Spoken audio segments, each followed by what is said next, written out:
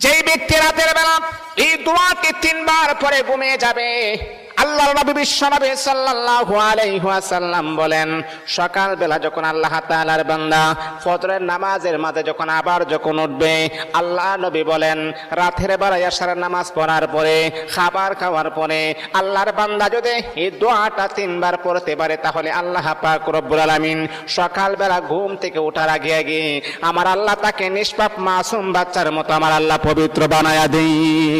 দোয়াটা সবাই আমরা জানি, আমরা সবাই কিন্তু দোয়াটা জানি, কিন্তু আমরা আমল করি না। দোয়াটা হলো আস্তাগফিরুল্লাহাল্লাযী লা ইলাহা ইল্লা হুয়াল হাইয়ুল কাইয়্যুম ওয়া আতুবু ইলাইহি লা হাওলা ওয়ালা কুওয়াতা ইল্লা বিল্লাহিল আলিয়্যিল আযীম।